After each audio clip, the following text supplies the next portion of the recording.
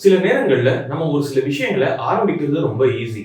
ஆனா அநேக நாட்கள் அதை தொடர்ந்து செய்யறது கஷ்டம். இது நம்ம நிறைய நேரத்துல நிறைய வீடியோல நம்ம பார்த்திருக்கோம். ஆனா நான் சொல்ல வர விஷயம் என்ன அப்படின்னு சொல்லிட்டு கேட்டீங்கன்னா, இந்த காலத்துல சபை ஆரம்பிக்கிறது ரொம்பவே ஒரு ஈஸியான விஷயமாவே போயிடுச்சு அப்படின்னு சொல்லிட்டு நம்ம சொல்லலாம்.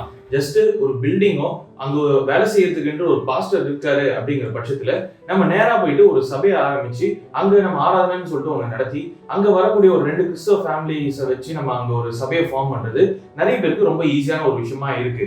ஆனா அந்த இடத்துல ஊழியம் பண்றது அப்படிங்கிறது உண்மையிலேயே ரொம்ப கஷ்டமா இருக்கு. ஏன் அப்படின்னா இந்த இந்திய தேசத்துல எங்கெங்கெல்லாம் சபை இருக்கோ எல்லா இடங்கள்லயும் அந்த சபை மூலமாக ஊழியம் நடக்குதா அப்படின்னு சொல்லிட்டு கேட்டா கண்டிப்பா நம்ம கிடையாதுன்னு தான் நம்ம சொல்லணும். நிறைய சபைகள்ல வெளியே போய் ஊழியம் செய்யறத வாடிக்கையாக கொண்டில்லாதவர்கள் இல்லாட்டி அதை ஒரு பொறுப்பாக எண்ணாதவர்கள் இன்றைக்கும் நம்மளுடைய சபைகள்ல காணப்பட்டுக்கிட்டே தான் இருக்காங்க அப்படிங்கிறதுல எந்த ஒரு சந்தேகமும் கிடையாது. ஒரு சபையை ஸ்தாபிச்சா மட்டும் பத்தாது, ஆனா அந்த இடத்துல ஊழியங்கள்ல பெருக்கணும், அதே நேரத்துல ஊழியங்களை செய்கிறதுக்கான எழுப்புதல்கள் அதிகமா வரணும் அப்படிங்கிறது நிறைய பேர் அறிந்து கொள்ளாமே இருக்காங்க. அந்த மாதிரியான எழுப்புதல் வராத காரணத்தினால சபை இன்னமும் எத்தனை பேர் இருக்காங்களோ அத்தனை பேர் கொண்ட சபையாவே மட்டும்தான் காணப்படுதே தவிர புதிதான ஆத்துமாக்கள் சபைகள்ல ரட்சிக்கப்பட்டு சேர்க்கப்படுகிறதே கிடையாது.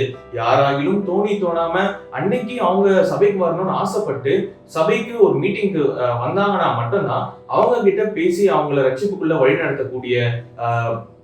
வழிநடத்தக்கூடிய ஒரு விஷயம் இன்றைக்கும் சபையில நடக்குதே தவிர நாமளா சபையை விட்டு வெளியே போயிட்டு ஊழியம் செஞ்சு அவங்கள ரட்சிப்புக்குள்ளாக வழிநடத்தக்கூடிய காரியங்கள் இந்த காலகட்டத்துல ரொம்பவே குறைஞ்சிக்கிட்டே தான் வருது. ஆனா ஒரு சில வருடங்களுக்கு முன்பாக இந்தியாவில மிஷினரியாக பிறந்து வளர்ந்து மிஷினரியாகவே அவருடைய வாழ்க்கையை தொடர்ந்த ஒருவரை பற்றி நம்ம இன்னைக்கு பார்க்க போறோம். அவருடைய வார்த்தைகள் சபைகள்ல அந்த காலகட்டங்கள்ல ரொம்ப பெரிய எழுப்புதலை ஏற்படுத்துச்சான். சபைகள் அவருடைய வார்த்தையை கேட்ட பிறகு அதிகமாக ஊழியத்துல ஈடுபட ஆரம்பிச்சாங்களாம். அவர் யாரு, அவருடைய வார்த்தைகள் எப்படிப்பட்டது அப்படிங்கிறதுதான் இன்றைக்கான வீடியோக்குள்ள நம்ம பார்க்க போகிறோம். கர்த்தருடைய நாமம் மகிமைப்படுவதாக. ஒரு விஷயம் ஒரு மிஷனுடைய வாழ்க்கையோடு கூட சேர்ந்து உங்க எல்லாரும் இந்த வீடியோல சந்திக்கிறதுல எனக்கு ரொம்பவே மகிழ்ச்சி. வாங்க இன்றைக்கான வீடியோக்குள்ள போகலாம்.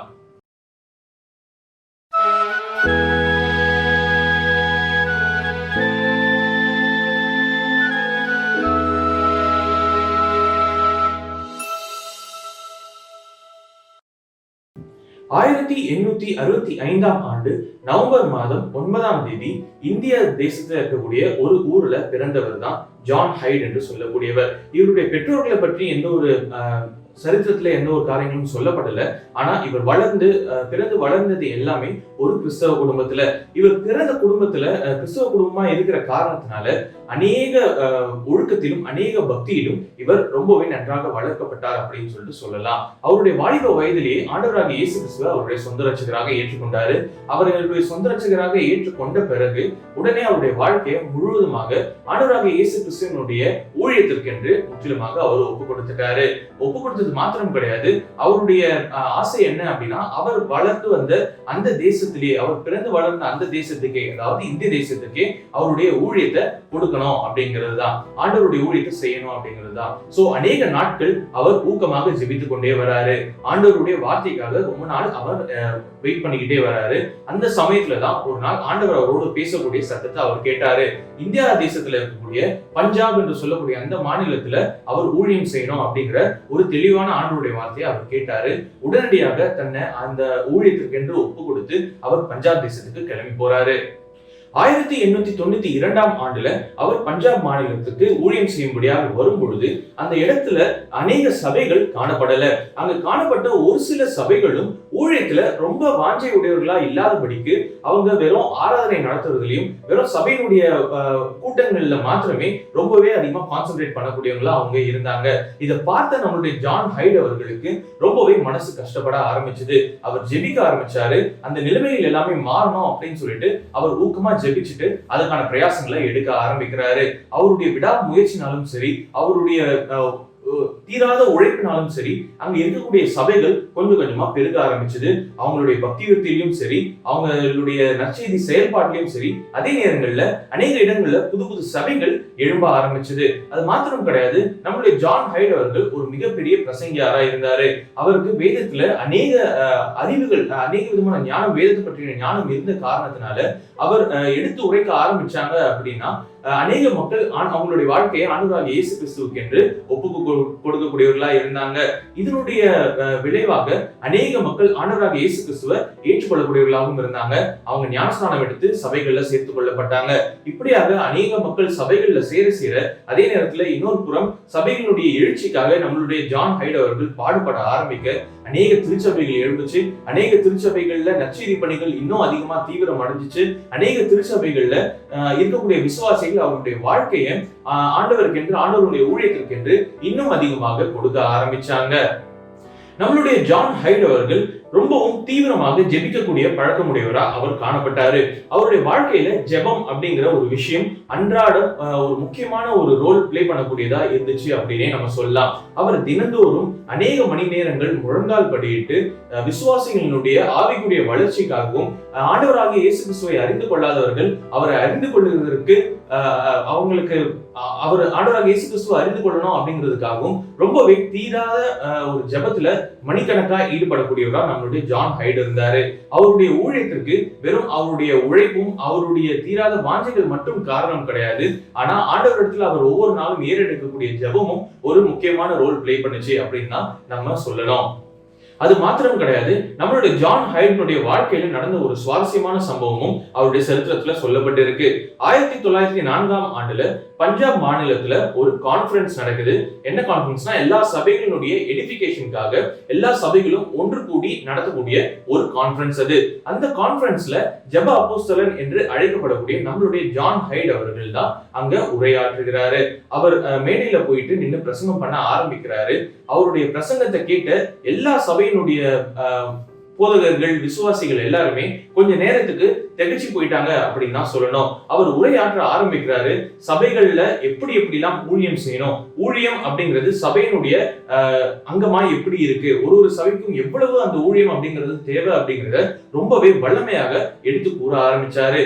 எல்லா போதகர்களும் எல்லா சபையாரும் அந்த இடத்துல ரொம்பவே ஆவிக்குரிய நிலைமையில அவங்க பலப்பட்டாங்க அப்படின்னு தான் நம்ம சொல்லணும். ஏன்னா அதுக்கு அப்புறமாக அங்க வந்த அந்த மாநாட்டுக்கு வந்த எல்லா சபைகளும் அதிகமாக கனி கொடுக்கக்கூடியவர்களா அவங்க காணப்பட்டாங்க. குறிப்பா நம்மளுடைய ஜான் ஹைட் மூலமாக ஆண்டவர் ரொம்பவே வல்லமையான ஒரு பிரசங்கத்தை அந்த நாளில அந்த மேடையின் மேல கொடுத்தார் அப்படிங்கிறதுல எந்த ஒரு சந்தேகமும் கிடையாது. சில நேரங்கள்ல ரொம்பவே சிறு வயதுல அநேகர் மறிக்கிறத நம்ம பார்த்திருப்போம். அவங்க செஞ்ச ஊழியம் அந்த சிறு காலத்துல ரொம்பவே பெருசு அப்படின்னு தான் நம்ம நிறைய நேரத்துல நிறைய பேரை குறிச்சு நம்ம கேள்விப்பட்டு இருப்போம். நம்மளுடைய ஜான் ஹைடும் அப்படிப்பட்டவர் தான். 1912 பிப்ரவரி மாதம் 17 அவருக்கு ஒரு கொடிய கொள்ளை நோயினால அவர் பாதிக்கப்பட்டு கேன்சர்னால அவர் பாதிக்கப்பட்டு அவரை ஆண்டவர் எடுத்துக்கொள்கிறாரு. அவர் ஊழியம் செஞ்ச காலகட்டம், அவர் பிரசங்கியாராக இருந்த காலகட்டம் ரொம்பவே கொஞ்சமா இருந்தாலும் அந்த பஞ்சாப் மாநிலத்துல அநேக கிறிஸ்தவர்கள் உருவாகிறதுக்கும் அநேக மக்கள் ஆண்டவராக இயேசு கிறிஸ்துவை ஏற்றுக்கொள்வதற்கும் ஒரு முக்கியமான காரணகர்த்தாவாக அவர் அந்த இடத்துல இருந்தது மாத்திரம் கிடையாது. அங்க இருக்கக்கூடிய எல்லா சபைகளிலும் ஒரு பெரிய எழுப்புதலை ஒரு எழுச்சியை கொண்டு வந்த பெருமையும் நம்மளுடைய ஜான் ஹைட் அவர்களுக்கு தான் சாரும். அவர் வாழ்ந்தது கொஞ்ச நாளா இருந்தாலும் அவர் கர்த்தருக்காக செய்த காரியங்கள் ரொம்பவே அதிகம் அப்படிங்கிறதுல எந்த ஒரு சந்தேகமும் கிடையாது. இவருடைய வாழ்க்கையும் நம்மளுடைய வாழ்க்கைக்கு ஒரு மிகப்பெரிய உதாரணமா இருக்கு அப்படின்னு தான் நம்ம சொல்லணும். நம்ம வாழக்கூடியது எத்தனை நாட்கள் அப்படிங்கிறது முக்கியம் கிடையாது. நம்ம வாழக்கூடிய நாட்கள் எத்தனை நாள் இருக்க போகுது அப்படிங்கிறதும் நமக்கு தெரியாது. ஆனா வாழக்கூடிய இந்த நாட்கள்ல ஆண்டவருக்காக நம்ம எவ்வளவு அதிகமான காரியங்களை செய்கிறோம் அப்படிங்கறத நம்மளுடைய வாழ்க்கையில ஒரு கேள்விக்குறியா நம்ம வச்சுப்போம். நம்மளுடைய வாழ்க்கையில நம்மளுடைய நமக்கு வேண்டிய பணத்துக்காக, நம்மளுடைய வாழ்வாதாரத்துக்காக, நமக்கு பிடிச்சவங்களுக்காகன்னு சொல்லிட்டு நிறைய காரியங்களை நம்ம செய்யறோம். ஆனா ஆண்டவருக்காக நம்மளுடைய வாழ்க்கையில என்னெல்லாம் செய்யறோம் அப்படிங்கறத ஒரு நிமிஷம் நம்மளுடைய வாழ்க்கையில யோசிச்சு பார்த்து இவர் செய்தது போல நாமும் நம்மளுடைய வாழ்க்கையில ஆண்டவருக்காக ஏதாவது ஒரு விஷயத்தை பயனுள்ளதாக செய்கிறதுக்கு ஆண்டவர் நமக்கு உதவி செய்வாராக. இன்றைக்கான சிந்தனைக்கு ஆன்மாக்களுக்காக பற்றி எரியும் வைராக்கியத்தை எனக்கு தாரும் அப்படின்னு சொல்லிட்டு அலெக்சாண்டர் மெக்கே அவர்கள் ஆண்டவரிடத்துல ஏறக்கூடிய ஒரு ஜெபமாக இந்த வார்த்தைகளை சொல்லியிருக்காரு. இந்த உலகத்துல நம்ம அநேக மக்களை பார்க்கிறோம். ஆனா அவங்க ரட்சிக்கப்படணும் அப்படிங்கிற தாகம் நம்மள எத்தனை பேருக்கு இருக்கு அப்படிங்கிறத நம்ம யோசிச்சு பார்க்கணும். அவங்களும் ஆண்டவராகிய இயேசு கிறிஸ்துவினுடைய ரத்தத்தினால கழுவப்பட்டு பரலோகத்துக்கு போகணும் அப்படிங்கிற வாஞ்சை நமக்கு இருக்கா அப்படிங்கிறத பார்க்கணும். அவங்களும் நரகத்துல அழியாதபடிக்கு பரலோகத்துல நம்மளோடு கூட வாழணும் அப்படிங்கிற அந்த வாஞ்சை நமக்கு இருக்கா அப்படிங்கிறத நம்ம யோசிச்சு பார்க்கணும். அந்த மாதிரியான ஆத்மாக்களுக்காக நம்ம பார்க்கக்கூடிய இயேசு கிறிஸ்துவை அறியாத ஒவ்வொரு ஆத்மா ஆத்துமாக்களுக்காக நம்மளுடைய உள்ளம் இயங்குதா, நம்மளுடைய உள்ளம் வைராக்கியம் கொண்டு இருக்கா அப்படிங்கறத நம்மளுடைய வாழ்க்கையில ஒரு விஷயம் யோசிச்சு பார்க்கணும் அப்படிங்கிற அந்த ஒரு அர்த்தத்தோடு கூட அந்த வாஞ்சையை நாம பெற்றுக்கொள்ளணும் அப்படின்னு சொல்லிட்டு ஆண்டவரிடத்துல ஒரு ஜெபமாக அதை ஏறெடுக்கணும் அப்படிங்கிற அர்த்தத்தோடு கூட அலெக்சாண்டர் மெக்கே அவர்கள் இந்த வாக்கியங்களை சொல்லியிருக்காரு. இன்றைக்கு நம்ம பார்த்த மிஷனரியுடைய வாழ்க்கை உங்களுடைய வாழ்க்கையிலும் என்னுடைய வாழ்க்கையிலும் ரோஜனமுள்ளதா இருந்திருக்கும் அப்படின்னு சொல்லிட்டு நான் முழு நிச்சயமா விசுவாசிக்கிறேன். நாளைக்கும் இதே போல ஒரு நல்ல மிஷனருடைய வாழ்க்கையோடு கூட சேர்ந்து உங்க எல்லாரையும் இதே போல ஒரு நல்ல வீடியோல சந்திக்கிறேன். அதுவரையிலும் கர்த்தர் தாமே நம்மோடு கூட இருப்பாராக. ஆமென்.